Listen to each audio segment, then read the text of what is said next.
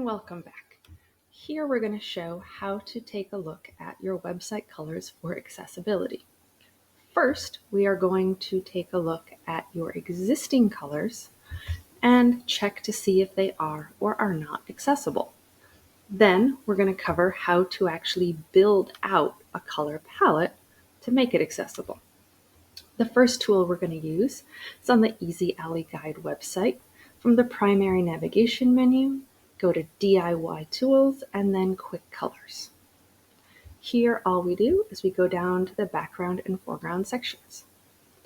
Here, we're just going to enter our first background color.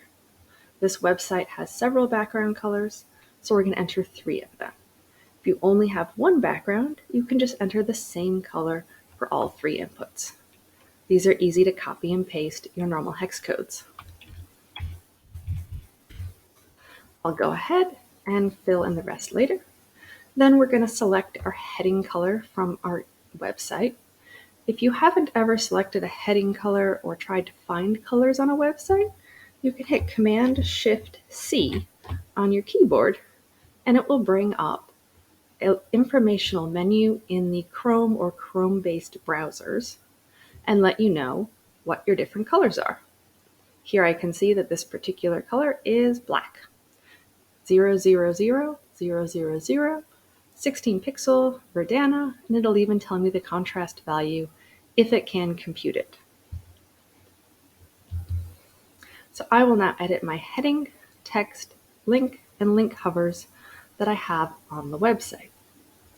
Next is border colors. Not everyone always has an existing border color on their website.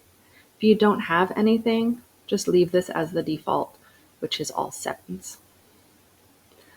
Then you'll have accent colors. These are frequently used for icons or other things that are not specifically text. You may or may not have accent colors. Then you'll put in your button background color. And here you'll put in what the background color is, what the text color is, and then if it's got differences for hover. And you'll put all of that in and then click on the button. So I'm going to quickly fill those in. I've now put my colors in, and you'll notice that in a couple spots I just duplicated the color because I didn't have any more. Now I just click my Update Grid and CSS variables. And now down here we will see the updated grid, which will show what's going on. What we're looking for is the left column or the first column, and this is labeled color name.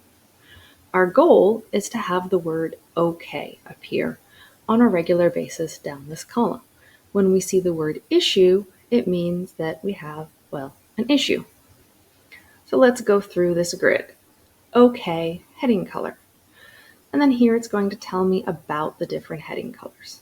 So it's going to tell me that we did great and we even passed the AAA level for WCAG. Here against the darkest of the backgrounds, we did good. We passed the AA level. And we can continue down looking at the different elements. So here we can see that the text color works on 2 of the backgrounds, but here on the 3rd background, it would only work for icons or large text. It doesn't have enough contrast for regular text. You'll see that the link color displays an issue across the board. Link colors should pass AA. Here you'll see the link hover color is the same as the link color. You'll see that the border color is definitely too low. And as we go through, you can see there's just a lot of issues. And so now we're going to correct them. You can correct things yourself from within this tool. For example, for the button, let's look at the button hover color. I'm going to click on the button hover color. And right now we can see that we have this kind of aqua color. Now, generally when I correct colors, I want to first make them darker. So here I'm going to take this, it's a very light color and we're trying to get it to contrast with white. So I'm going to bring it down here And this is going to make it quite a bit darker, but we've kept the hue, so it should match a lot of our existing content, just be darker. And see, by darkening it up, which is just going straight down, it adjusted and gave me a good result. I also could have fixed this by keeping that color and by just making the text color dark. For example, the existing heading color within the website is a pretty dark color. And here now I have passed for the button hover state by just keeping the aqua background and using one of the darker colors for the text. But let's say we want to update all of these, not just a couple items. Then we can go to the full color and font builder. This tool is going to take your inputs and generate outputs. That means it's going to modify what you give it, because the goal is to create accessible results. And to do that, it has to make modifications. This tool asks for a few more pieces of information. We're going to grab the font sizing, and the corner style. Then we're going to grab the light text and the dark text. And finally, we will grab the brand colors. So this is a much simpler set of inputs than the previous tool. So I'm going to go grab those quick. Now I've put in the colors. I put in a primary font of Poppins. There wasn't an exact match for this website, so again, I went to the DIY menu and I checked font examples and I found a similar font. I picked font size standard. The website uses pretty typical fonts. They didn't seem really big to me. And they use a rounded corner for their borders. I then put in their light text color, and this is where on the website they had dark backgrounds, like a dark charcoal gray, they had white text on it. And then where they had light backgrounds, they had this nice dark text color. Then I pulled out their two brand colors, and now I'm just going to click on Build Styles. This is going to actually create the styles. It takes what I inputted and modifies it to create acceptable results. So now we're going to come down to the sample section. And here in the sample section, we can see we have a few different colors of backgrounds. They're softened down a bit from the brand colors. And we can see that we've changed what colors are being used for the actual button text. Here we can see kind of a grid of the colors that got created. You'll see that now we are changing the links to have this new color and underlined. You can see the buttons against a dark background. You can see just a number of different things for how the new color palette looks. Now we come down to the contrast grid. You can also navigate around on the full color and font builder through this top little hover section.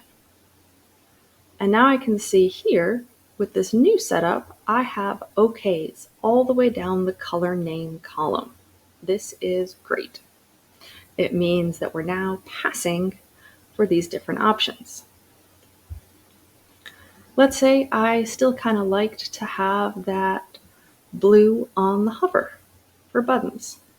Well, we can modify the contrast grid by going down to full inputs. Under full inputs, I can make changes.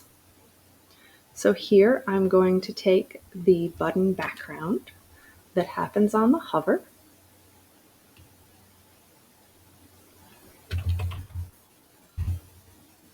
Oh, got the wrong color. There we go. So I've changed the button background. I can make the background and the border for hovering the same. And I can use this nice dark text color that's been generated against the button. Now that I've made those changes, I can click Update Sample and CSS Variables.